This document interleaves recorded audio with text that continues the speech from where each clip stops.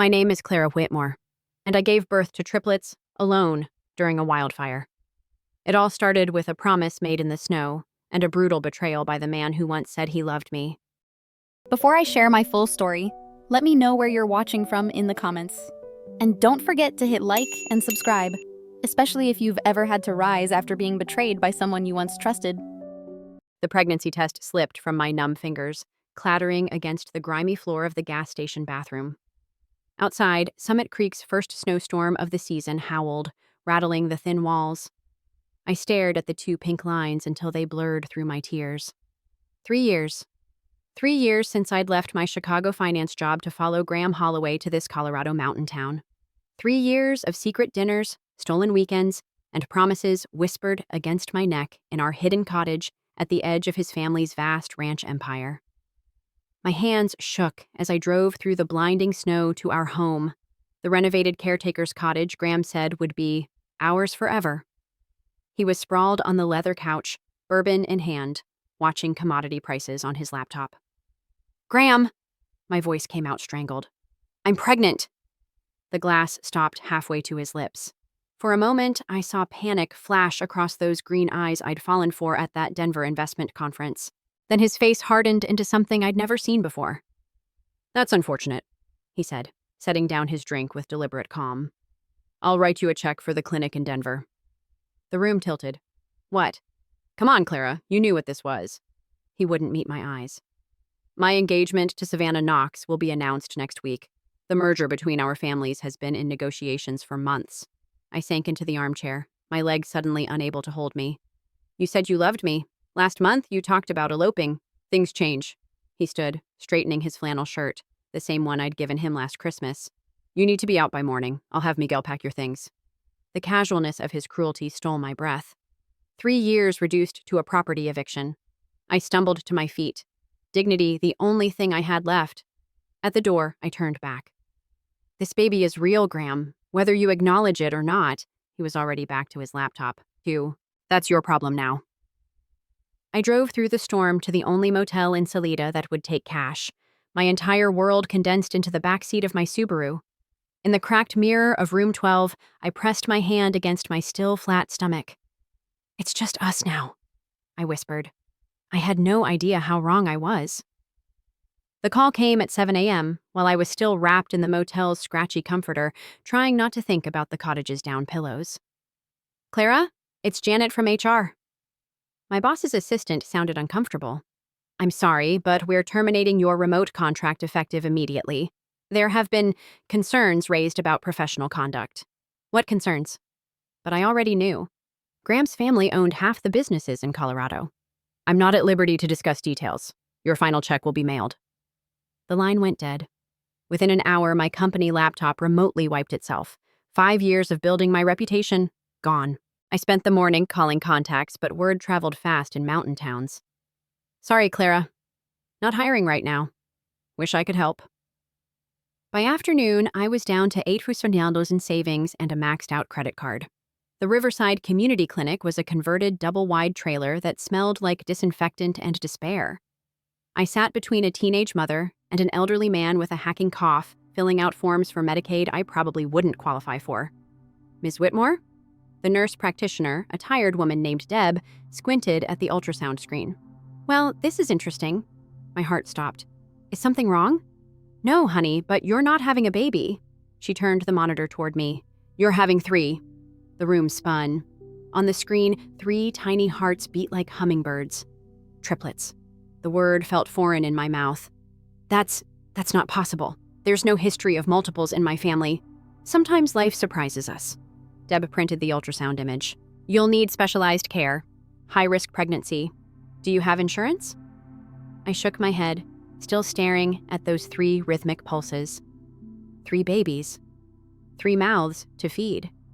3 futures, depending on me alone. I stumbled out into the November afternoon, clutching the grainy printout. The Safeway TV was playing the local news.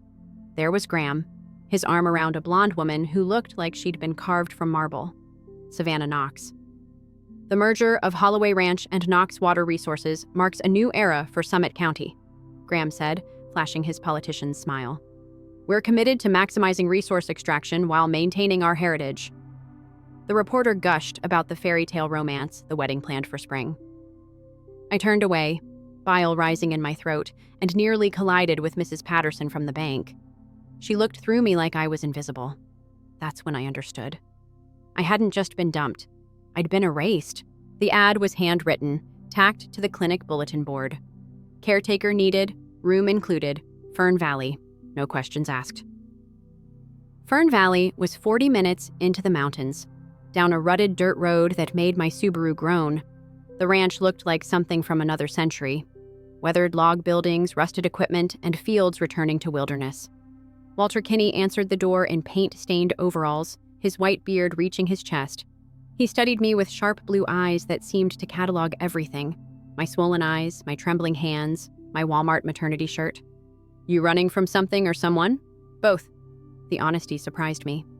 He nodded. Coffee's on the stove. Work starts tomorrow. That was it. No background check, no references, just acceptance. The caretaker's cabin was tiny but clean. One room with a wood stove, a narrow bed, and a desk overlooking the valley. That first night, I sat wrapped in a quilt that smelled like cedar, watching snow fall on the abandoned fields. Walter appeared at dawn with coffee and a ledger. Used to run cattle here. Then the water rights got complicated. Now it's just me and whatever the land wants to be. I spent days organizing decades of receipts, permits, and geological surveys. My finance brain loved the puzzle. Between spreadsheets, Walter taught me things. How to read weather in cloud formations, which plants indicated groundwater. Why the old-timers called this blessed land. See that spring? He pointed to a rocky outcrop. Been flowing since before my grandfather's time. Never tested it properly, but the indigenous folks said it had healing properties. I found the reports one afternoon. University studies from the 1990s showing unusual mineral content in Fern Valley's aquifer. Selenium, lithium, magnesium in rare balance. The kind of water rich people paid hundreds for at European spas. Why didn't you develop it? I asked over dinner. Walter smiled sadly. Some things aren't meant to be commodified, but times change. Maybe it's waiting for the right person. That night, I felt the first flutter of movement in my belly. Not one baby, three. 3 lives turning inside me like a school of fish.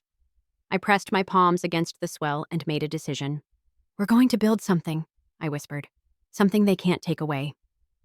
Walter found me the next morning sketching business plans by candlelight. He set down fresh coffee and studied my work. Holloway boy tried to buy this place last year, wanted the water rights. My hand stilled. Graham was here? Offered triple market value. I told him to go to hell. Walter's eyes twinkled. Guess I was saving it for you. The contractions started during the August wildfire. Smoke painted the sunset apocalyptic orange as Walter rushed me to the cabin. The nearest hospital was 2 hours away, the roads closed by the blaze. Breathe, girl, Walter commanded, his geology professor voice steady. Been delivering calves for 60 years. Babies can't be that different. They came in waves, pain and pressure, and the primal urge to push. I gripped the iron bed frame, sweat streaming as the first baby crowned. That's it, Walter encouraged. She's coming. Ivy arrived screaming, fierce from her first breath. 20 minutes later, Hazel followed, quieter but alert. Willow came last, smallest but strongest, her grip surprisingly firm around my finger. I lay exhausted, 3 tiny bodies against my chest as smoke seeped through the windows. Outside, the mountains burned. Inside, new life pulsed and muled. Look like their daddy, Walter observed gently. Graham's green eyes stared back at me from 3 perfect faces. His sharp nose, his stubborn chin. No denying paternity here. They'll be more than he ever was, I said fiercely. They'll know how to love. The fire passed by morning, leaving charred earth and clarity. While the babies slept, I sterilized bottles from our spring, testing an idea. The water tasted different from city supplies. Cleaner, somehow alive. Walter, what if we bottled this? He raised an eyebrow. Thought you didn't want to commodify nature. I want my daughters to have choices. I looked at my girls, already imagining their futures. I want them to own something that matters. We started small. I designed labels on Walter's ancient computer, Fern Essence, Colorado's hidden spring. Our first batch was 12 bottles, filled by hand, sold at the Salida Farmers Market. A food blogger bought one, intrigued by my story of single motherhood and sustainable farming. Her review went viral. The water that makes you remember what water should taste like.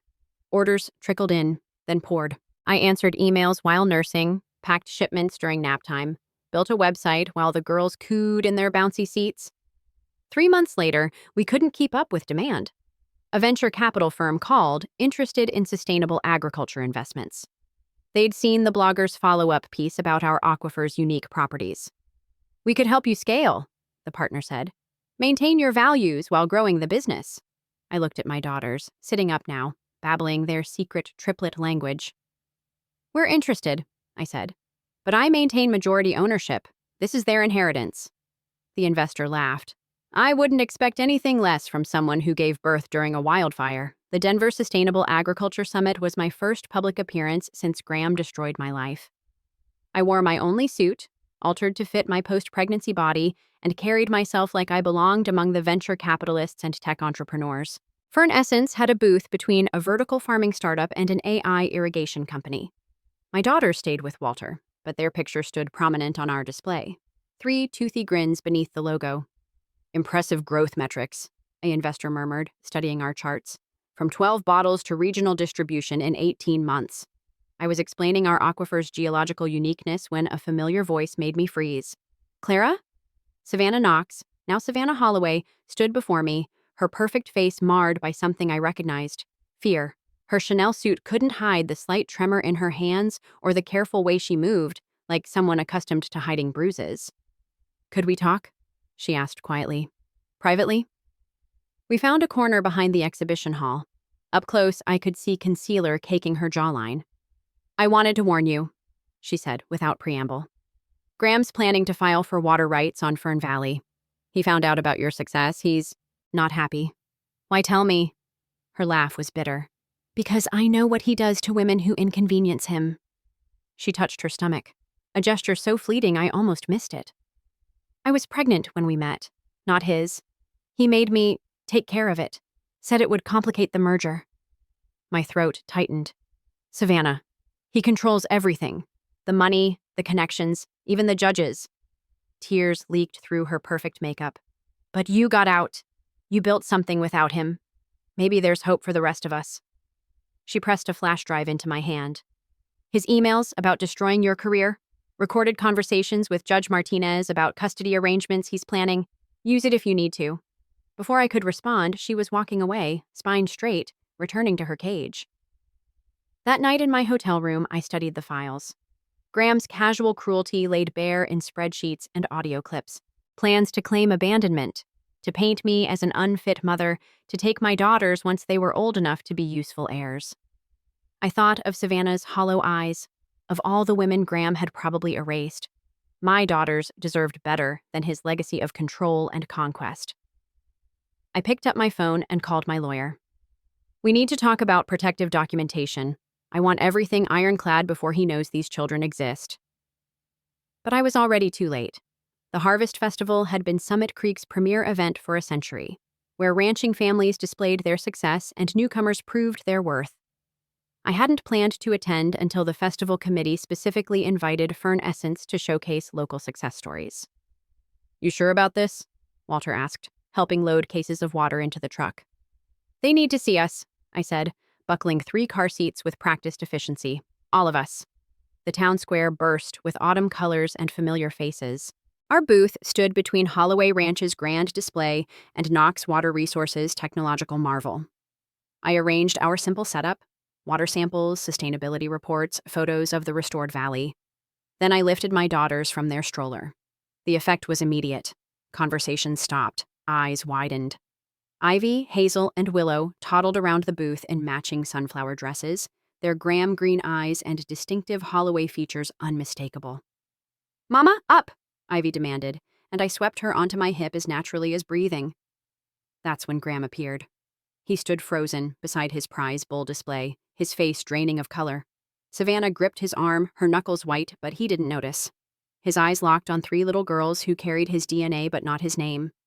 Hazel chose that moment to laugh, bright and pure, at something Willow whispered. The sound carried across the square like a bell. Graham took a step forward, another. The crowd parted, sensing drama better than any screenplay. He stopped at our booth's edge, his mouth working soundlessly. "Hello, Graham," I said calmly, adjusting Ivy on my hip. "There," his voice cracked. "How old?" 18 months. I let him do the math, watch him realize the timeline. Willow, the boldest, toddled to the booth's edge and studied him with serious eyes. "Hi," she said clearly, then turned back to me. "Mama, juice?" I handed her a water bottle, keeping my movements steady despite my racing heart. Graham's face cycled through emotions. Shock, calculation, something that might have been regret. "We should talk," he said finally. "About arrangements, custody. I have rights." "No." The word came out firm, final. "You made your choice in a snowstorm 2 years ago. They're Holloways. They deserve love," I interrupted. "Stability, truth, everything you couldn't give." His jaw tightened. "We'll see what the courts say. I'm willing to be generous, Clara. Shared custody, financial support. Hell, I'll even put your little water business under the Holloway brand, make you legitimate again." The offer hung between us like a noose disguised as a lifeline. The custody petition arrived on a Tuesday, delivered by a sheriff who couldn't meet my eyes. Graham wanted immediate paternity testing and evaluation for joint custody, claiming I'd hidden his children and damaged their opportunities. "He's got Judge Martinez," my lawyer Beth said grimly. "Golf buddies. This could get ugly." But I had Savannah's flash drive and something more. 3 years of building a life that couldn't be erased by Holloway influence. The first hearing was a circus. Graham's legal team filled one side of the courtroom, all sharp suits and sharper tongues. I sat alone with Beth, my daughters with Walter at the ranch. "Ms. Whitmore deliberately concealed these children," Graham's lawyer argued. "Denied them their birthright, their family heritage." Objection. Beth stood. "Mr. Holloway explicitly rejected paternity. We have evidence." Judge Martinez waved her off. "We'll need DNA confirmation before proceeding." I agreed to testing, knowing what would come. But that night, I called the blogger who'd first reviewed our water, then the venture capitalists, the Sustainable Farming Coalition, every connection I'd built through honest work. "Tell the truth," I said. "All of it." The story broke online first. "Single mother builds water empire after billionaire's betrayal." Comments flooded in. Women sharing similar stories, customers defending our product, investors praising our ethics. Graham's team pushed back, painting me as vindictive, unstable. But then Savannah did something extraordinary. She filed for divorce, attaching every document from the flash drive as evidence. Emails where Graham bragged about handling me.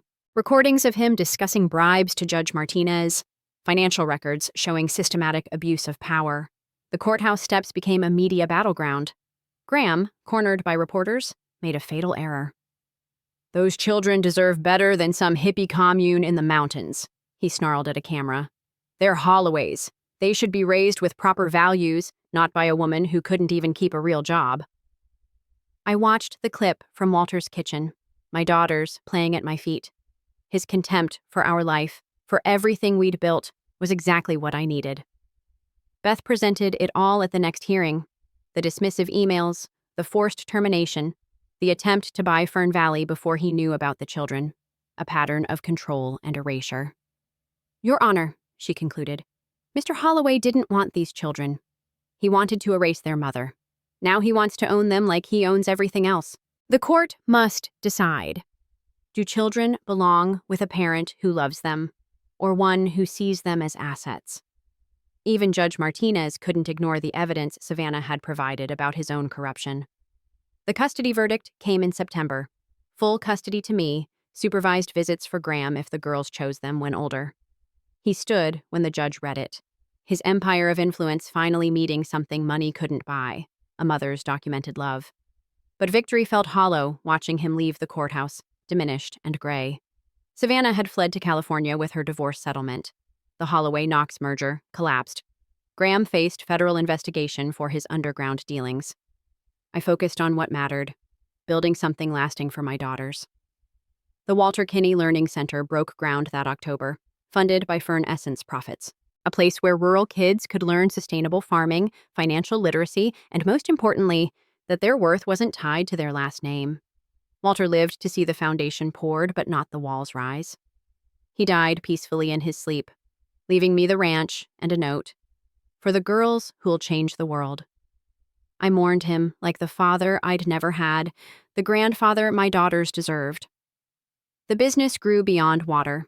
We partnered with indigenous groups to restore traditional farming methods, created scholarships for single mothers, built a network of women-owned agricultural businesses across the Rockies. The State Entrepreneurship Awards came 3 years later. I stood at the podium in Denver, my daughters now 5, fidgeting in the front row. Walter's portrait hung in our exhibition booth, the old man who'd seen potential in a desperate pregnant woman. "Ms. Whitmore," the moderator asked, "your story has inspired thousands. What drives your success?" I looked at my girls, Ivy drawing in a notebook, Hazel whispering to her sisters, Willow boldly waving at the crowd. "Love," I said simply. "And the radical belief that we deserve to exist on our own terms," the journalist persisted. "Your daughter's father is irrelevant," I interrupted gently. "This story isn't about him." After the ceremony, a young reporter cornered us for a final photo. "What do you want people to know about Fern Essence?" Ivy, always the speaker, grabbed the microphone. "We don't have one dad," she announced clearly. "We have one mom who's a whole empire." The quote went viral, printed on mugs and t-shirts. But I treasured the moment after. 3 little girls piling into our truck, arguing over snacks, completely unaware they'd just rewritten their own narrative. That night, I sat on Walter's porch, watching stars pierce the mountain darkness. The spring bubbled steadily, as it had for centuries. My daughters slept inside, dreaming whatever dreams come to children who've never doubted their worth. Graham had given me betrayal disguised as love. But from that barren ground, we'd grown something he'd never understand. A life where power meant lifting others, where strength meant admitting need, where love wasn't a transaction but a transformation. I pressed my hand to the earth, feeling water flow beneath, ancient, patient, unstoppable. Just like us. If you've ever been underestimated, erased, or forced to start over, remember this: your worth isn't defined by who left, but by what you choose to build after. Sometimes the greatest revenge is rising without permission. Share this if you believe healing can be powerful. And don't forget to follow for more stories that prove love isn't weakness, it's strength.